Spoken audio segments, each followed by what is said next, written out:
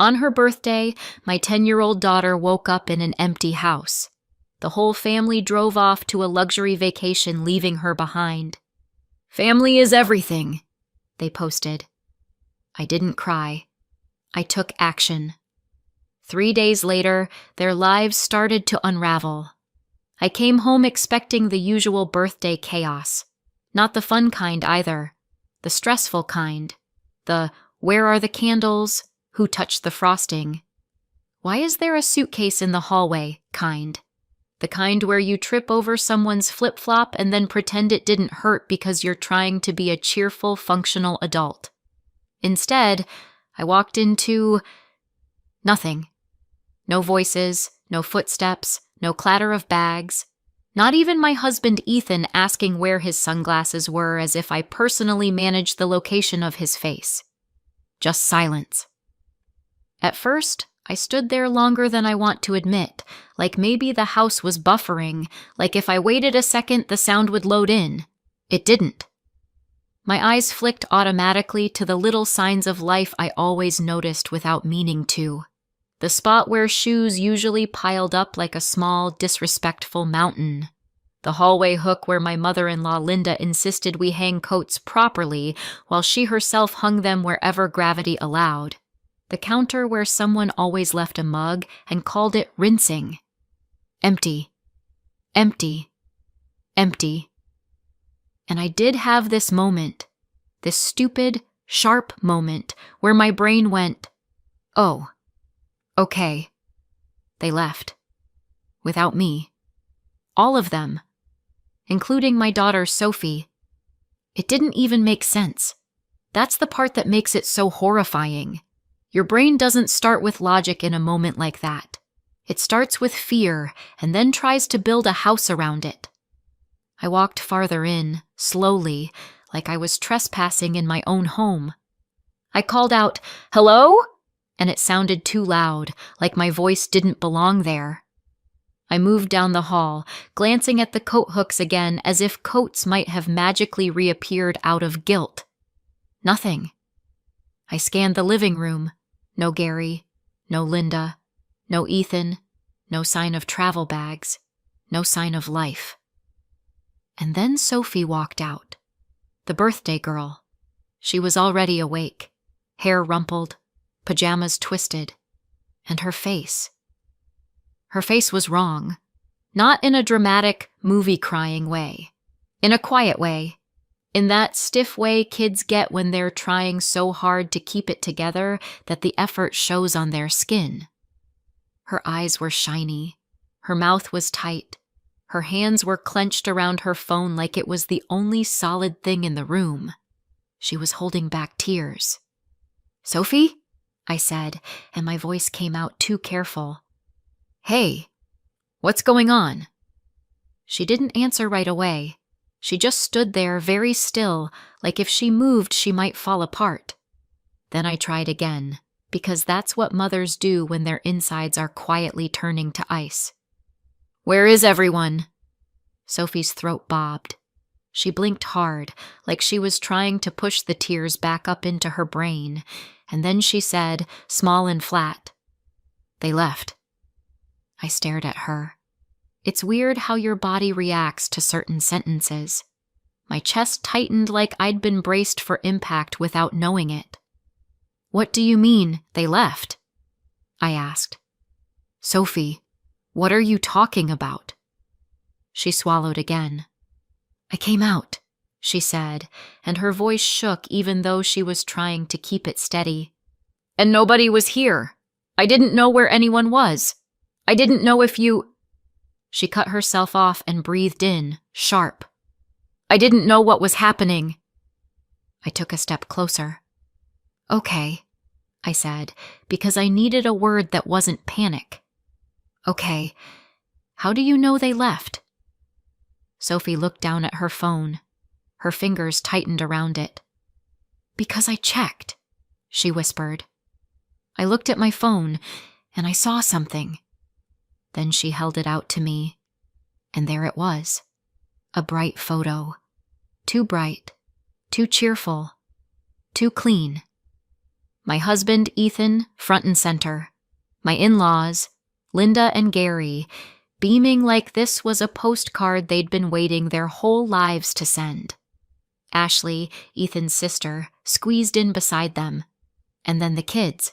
Kayla, Ethan's older daughter, and Ashley's two, Zoe and Carter, lined up like this was some perfect little family trip.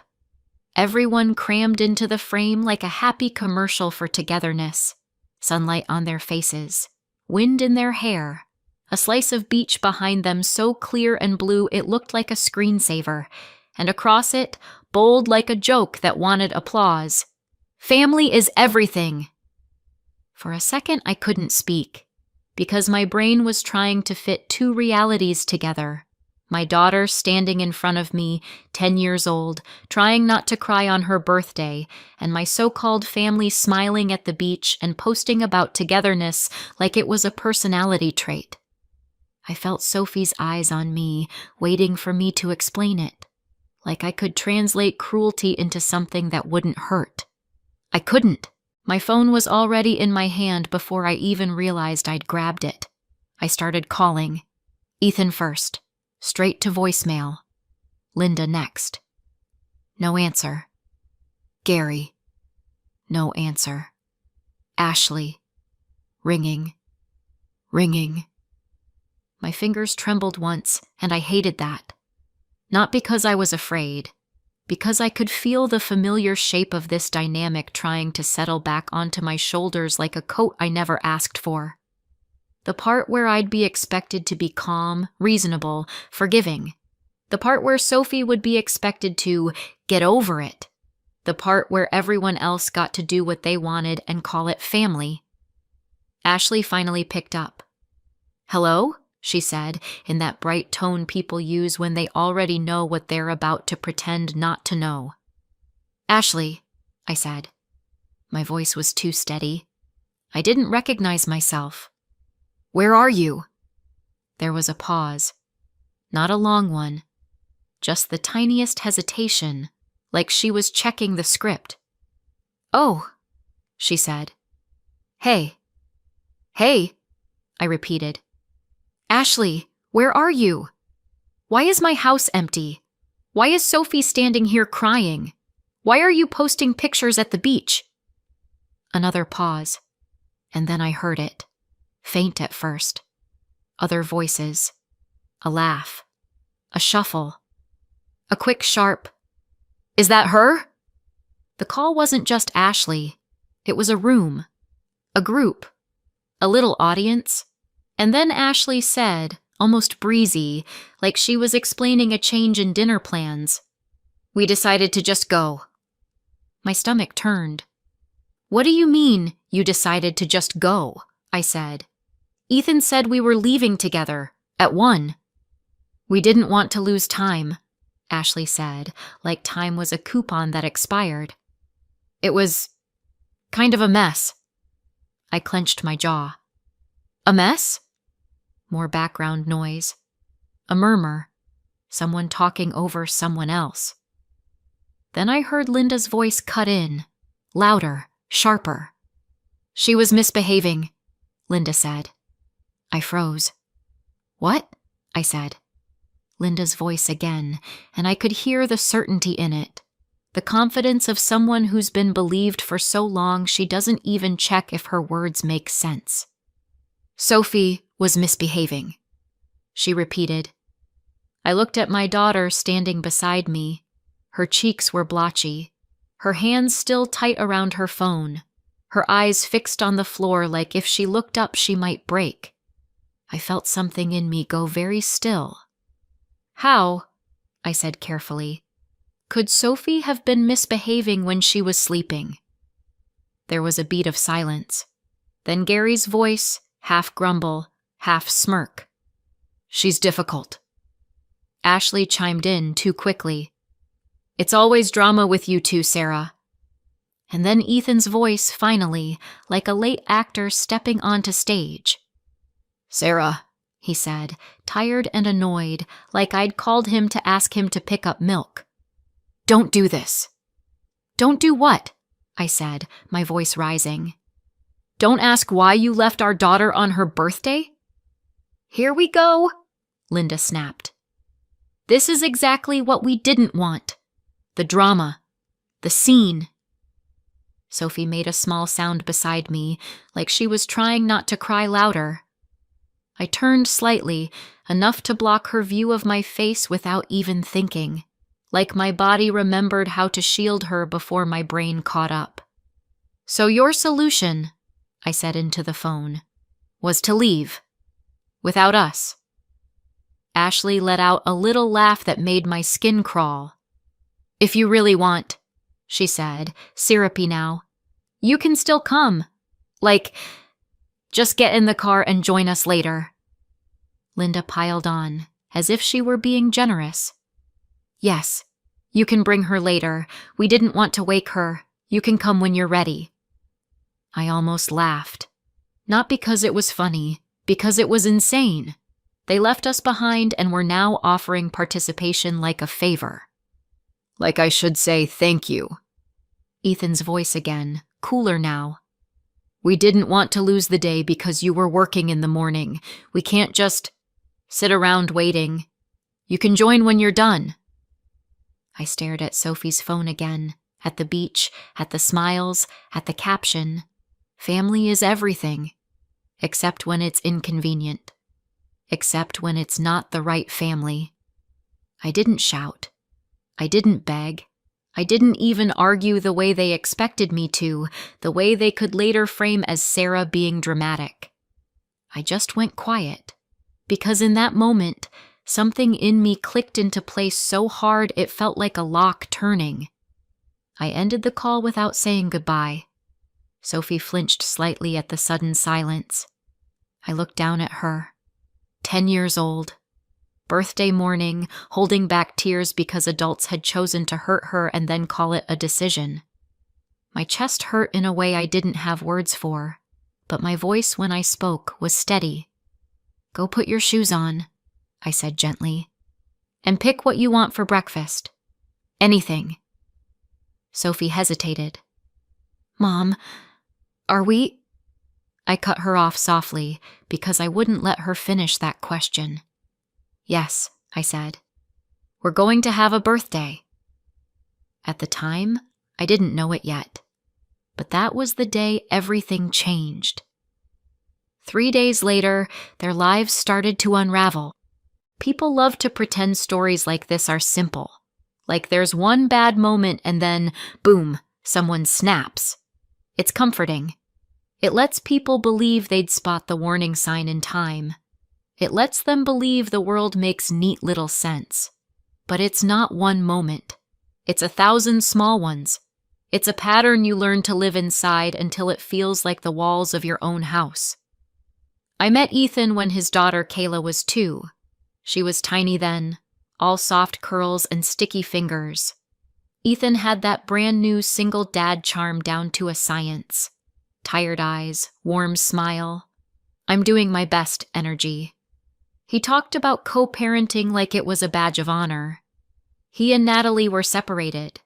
They had Kayla 50-50, and on paper it sounded healthy, modern, responsible. And I'm not going to lie, watching him with Kayla made me fall for him faster. He was patient. He got down on her level. He listened to her like she mattered. He packed snacks. He remembered her favorite color. He did those little dad things that make you think, okay, this is a man who shows up. When he introduced me to Linda and Gary, I thought I'd lucked out. They were attentive. They fussed over Kayla constantly. Does she need her water? Is she cold? Do you want the blue cup, sweetheart? And I remember thinking, so clearly it almost hurts now. If they love Kayla this much, then when Ethan and I have our own child, our child will be so loved. It felt like a good sign. We fell in love. We got married. We had Sophie. And I waited for that love to expand. It didn't. It did something else. It narrowed. It stayed pointed in one direction, like a spotlight that refused to move. Kayla got older. She's 4 years older than Sophie. And the favoritism didn't fade. It sharpened. Linda and Gary treated Kayla like royalty. I mean it literally. Whatever Kayla wanted, Kayla got. A special dessert, a new outfit, a just because gift. Front seat privileges, the biggest slice, the loudest praise. Kayla was the golden child, the treasured one, the one everyone performed for. And Sophie?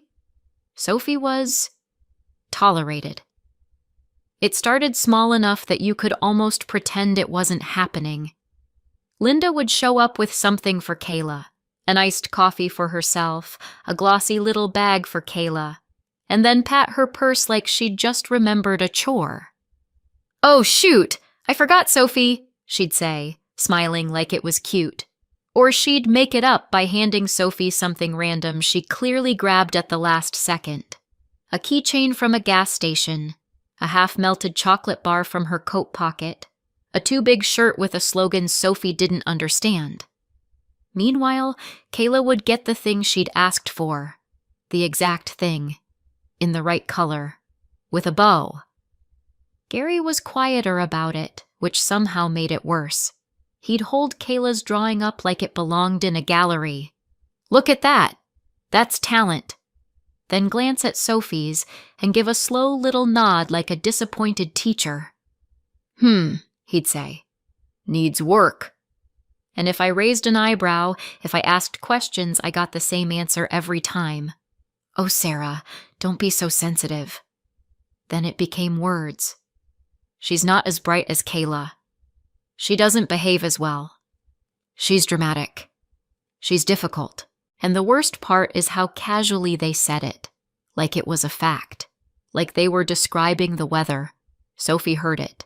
Kids always hear it. I tried to buffer it. I tried to counter it with praise, with love, with extra attention. But you can't outlove a room full of adults determined to make a child feel smaller.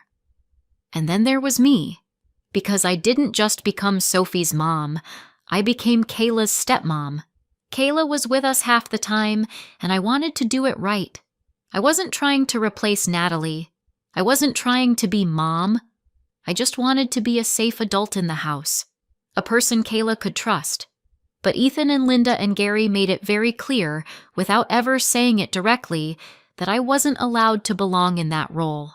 If I made a simple call, "Hey Kayla, it's bedtime," Linda would override me in front of her. "Oh, she can stay up a little longer." If I tried to enforce a basic rule, "Shoes off in the house," Gary would laugh and say, "Relax, she's a kid." If Kayla spoke rudely and I corrected her gently, Ethan would step in and say, "I've got it," like my voice was an intrusion. And sometimes they did it right in front of Kayla, with that tone that sounds harmless until you realize what it teaches. You don't have to listen to your stepmother. She's not your parent. Technically true. Emotionally poisonous. Because it wasn't about boundaries. It was about power. It was about keeping Kayla's loyalty pointed in one direction and keeping me in my place. Meanwhile, Linda and Gary would take Kayla out. Just Kayla. Ice cream dates, shopping trips, little special days. And Sophie and I would be standing there like, what? Background characters? Sometimes Sophie would ask, very quietly, "Can I come?" And Linda would smile like she was being kind while saying no. "Oh, honey, this is just for Kayla today." As if Sophie were a neighbor kid they'd accidentally made eye contact with. And the really sick thing? I tried anyway. I tried to keep the peace. I tried to build traditions. I tried to be pleasant. I tried to be easy. Because I thought if I didn't rock the boat, then maybe, eventually, they'd treat Sophie like she belonged. But boats like that don't want balance. They want someone in the water. Then came the move that changed everything in a quieter way. A few years ago, Ethan suggested Linda and Gary move in. "It'll help," he said. "They can do childcare. We have the spare room. Just temporary." Temporary. The word people use when they don't want you to hear permanent. We were working. We were busy. Money was tight in that we're fine way people say when they're not fine at all. And I didn't want the fight. I didn't want to be the villain who said no to family helping. So I agreed. And once Linda and Gary moved in, the house stopped feeling like mine. They acted like the space belonged to them, like they were doing us a favor by existing inside it, like Sophie and I were guests. The irony, if you want to call it that, was that the house was in my name. It came from my parents. The deed, the mortgage, the legal responsibility, mine. But Linda didn't care whose name was on paper. Linda cared who she could dominate in practice. And little by little, I became the person who paid the mortgage and then got corrected in her own kitchen. So when I stood there on Sophie's 10th birthday watching her hold back tears because the adults in her life had decided she was disposable, it didn't feel like a new betrayal. It felt like the clearest one. I looked at my daughter and made a decision. This was the last time I would let them make her feel like she wasn't enough. I didn't have time to collapse. That sounds dramatic, but it's true. There are moments where you can fall apart later, privately, when no one needs you. And there are moments where you don't get that luxury because your kid is standing in front of you on her birthday trying not to cry. Sophie didn't need a broken mom. She needed a mother who moved. So I moved. I looked at my phone, then at Sophie, then at the too bright beach photo again, and something in me snapped. Not into rage, but into action. Okay, I said, like I was accepting a challenge. Plan changed. Sophie blinked at me. Are we not going? No, I said, and I made sure my voice was firm. Not bitter. Not shaky. Firm. We're not chasing people who don't want us there. Her mouth trembled. But it's my birthday. I know. I crouched in front of her so she had to look at me. And you are not going to remember your 10th birthday as the day you got left behind. Got it? She nodded, but her eyes were still wet. So I stood up and started calling everyone I could think of with the kind of energy that probably scares telemarketers. First, my friends. Not the let's plan something next month friends. The if I call you at 10 in the morning and say I need you, you show up friends. Can you come over today? I asked. Like, today. There was a pause on the line, then, what happened? I told them fast. The abandoned birthday, the beach post, the phone call, the reaction was immediate. Oh, hell no. I'm coming. What do you need? Then, my parents. I called Mom and Dad, and I didn't even get through the hello before my voice cracked. And that was the only time I let it. I told them what happened. I told them Sophie was crushed. I told them I needed help. Mom's voice went dangerously quiet in that way only mothers can do when they're about to become a weather event. We're leaving now, she said. Mom, it's 2 hours. We're leaving now, she repeated. And Dad? Dad just said, calm as stone, we'll be there soon. I didn't ask twice. Then I went into full rebellion mode. Not the cozy, let's make the best of it mode. The furious, determined, you don't get to ruin her mode. I pulled out decorations we'd already bought for the trip. I ordered a cake like my life depended on it. I dug through drawers for candles. I turned music on loud enough that the quiet in the house couldn't sneak back in. Sophie hovered at first, unsure, still bruised by the morning. So I gave her jobs. Important ones. Pick the playlist, I told her. This is your day. Choose the frosting color. Decide the snacks. Little pieces of control. Little pieces of power. And slowly, the tension in her shoulders started to loosen. Friends started arriving with bags of chips, balloons, groceries, chaotic energy. One of them brought flowers like we were attending a funeral for Ethan's common sense. Another brought a ridiculous birthday crown and plopped it on Sophie's head like it was a coronation. "Birthday girl," she said. "You run this place." Sophie laughed. Small at first, then bigger, like she surprised herself. When Mom and Dad arrived, it felt like reinforcements. Not just emotionally, physically. The house filled up with people who were there on purpose. People who looked at Sophie like she mattered. Mom hugged Sophie so tight Sophie squeaked. Dad lifted her off the ground like she was still 5 and said, "Happy birthday, kiddo," like it was a promise. We took pictures, real ones, not performative family is everything ones where Sophie's smile reached her eyes again. And yes, somebody posted. Not because we needed likes, but because I wanted a marker in the world that said, we were here, we didn't disappear, we didn't get erased. By the time the candles were blown out, Sophie's cheeks were flushed from laughing, not crying. She leaned into me on the couch afterward, full of cake and sugar and relief. "Best birthday," she whispered, and I felt my throat tighten again. Not with sadness, with something sharper, because I knew what it had taken just to get her there. When Sophie finally went to bed that night, happy and exhausted, I sat at the kitchen table with my phone in my hand. The house was quiet again, but it wasn't the same quiet as the morning. This quiet felt like control. I stared at the screen for a long moment. Then I called Ms. Reynolds, a divorce lawyer, and I set up an appointment. They came back 3 days later. I knew exactly when, because I was supposed to be there with them. 3 days of beach photos and smug captions, 3 days of acting like Sophie's tears didn't exist.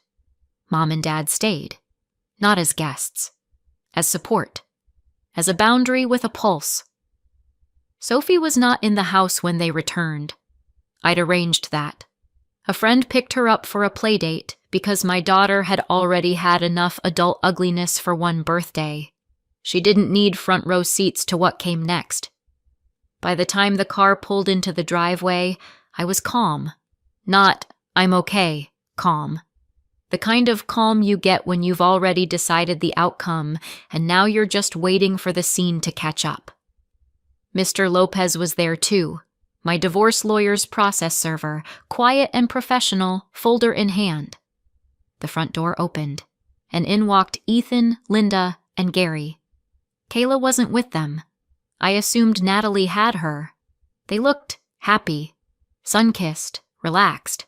Like the last 3 days had been a vacation in every sense, including the part where they'd left their problems behind. Ethan stepped in first, still half smiling, like he expected Sophie to come running out and pretend nothing happened. Linda followed, already scanning the room like she was checking for dust she could criticize. Gary came in last, carrying a bag like he owned the place. Then they saw Mom and Dad. Ethan's smile flickered. Linda's eyebrows shot up. Gary frowned, and then Ethan's eyes landed on Mr. Lopez. "What's this?" Ethan said, the smile now fully gone. Mr. Lopez didn't answer him directly. He just stepped forward and did his job. He handed Ethan a set of papers, divorce papers. Then he turned and handed Linda and Gary a separate packet, a 30-day notice to vacate. Linda took it like it might be contaminated. Gary snatched his like he could intimidate the ink off the page.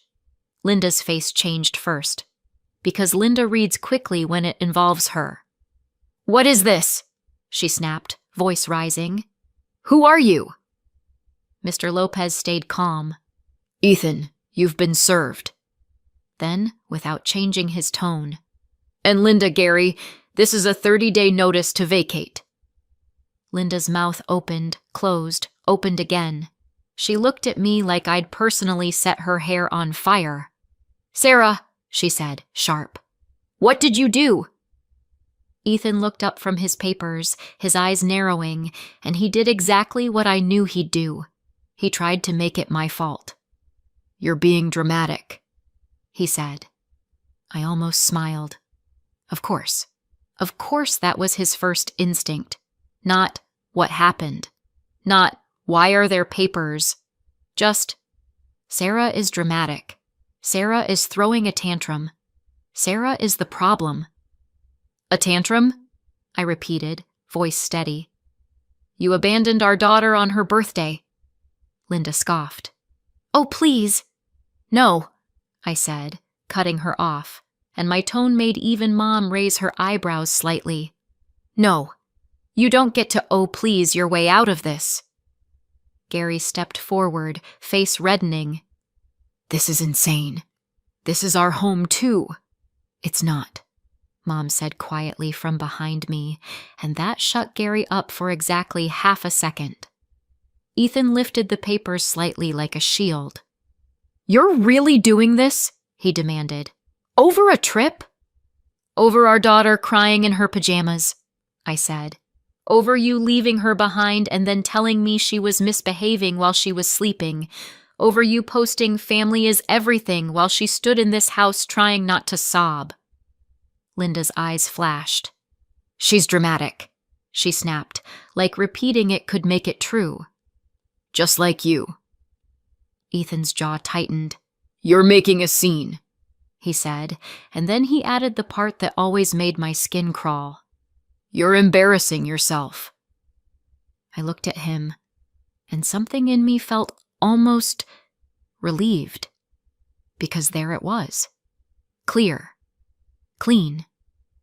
No confusion left. You need to leave, I said. Ethan blinked, like he hadn't expected that line to be said out loud. This is my house too, he snapped automatically. And technically, marital residence issues are complicated. But this wasn't a courtroom. This was a living room. This was a boundary. You can argue about two somewhere else, I said. Not here, Linda erupted. You can't do this to us. Gary started shouting about disrespect, about family, about after everything they'd done, like the act of existing in my space was a gift. Ethan's voice cut through it, louder now. Fine, he said sharply, and I saw it happen. The calculation, the pivot, the little moment where he decided leaving would be a weapon. Fine, he repeated. I'll go. Temporarily. He pointed at me like he was warning a child. But don't call me begging when you get over this tantrum, he said. Because you will. He grabbed his bag. Aggressive movements, all performance. Linda and Gary hesitated, looking between Ethan and my parents, and I could see the pride war in their faces. They didn't want to stay under my parents' gaze. They didn't want to sit in the house after being handed a notice to vacate like they were unwanted guests, because they were. Linda lifted her chin like she was a queen being exiled from a peasant's hut. We're not staying here, she snapped. Not with them. Gary muttered something about disrespect again, because it's his favorite hobby. They grabbed a few essentials, enough to make it dramatic, and Linda hissed, We'll be back for the rest. Sure, I said, and I meant, not on your timeline. They left. Not quietly, not gracefully, but they left. The front door shut, and the house went still. Not empty still, not the morning kind. This was a different stillness. This was the kind where, for the first time in a long time, I could breathe in my own home without waiting for Linda's criticism to land like a slap. Mom exhaled behind me. Dad's hand rested briefly on my shoulder, steady, grounding. Later, when Sophie came home, she ran into the living room and stopped short, eyes wide. Mom, she said carefully, where are they? I knelt and pulled her into my arms. Gone for now, I said into her hair. And you're safe. And for the first time since that beach post, I believed it. 6 months later, the house feels like mine again. Not in a symbolic way, in a real way. In the, I can put my keys down and they'll still be there way. In the, no one is stomping around my kitchen acting like I'm the help way. The divorce is done. The constant nagging is gone. The constant correction. The constant pressure to be smaller so everyone else can feel bigger. And financially, it's not magic, but it's better. Because here's the truth. I was paying that mortgage either way. What I wasn't doing anymore was carrying a house full of adults who treated me like an inconvenience while enjoying the roof my parents helped me keep over all our heads. Mom and Dad come over more now. They're retired. They have time. Sophie's different too. She laughs more. She walks through her own home like she belongs here. Like she isn't waiting to be compared to Kayla or Zoe or Carter or whoever the favorite is this week. Custody settled the way I didn't expect and still don't fully understand. Ethan has visitation. I have full custody, and he didn't fight that hard for more, which still stings, if I'm honest, because he fought for 50-50 with Kayla. He showed up there. He cared there. He made it matter. And with Sophie, my Sophie, it was like she was always second choice. I don't have a neat explanation for that. I probably never will. What I do have is my daughter's face now when she wakes up in the morning, relaxed, safe, unafraid. No more "family is everything" captions from people who abandon her. No more misbehaving accusations to justify cruelty. Just a home full of people who show up. So what do you think? Did I go too far? Or not far enough? Let me know in the comments and subscribe for more.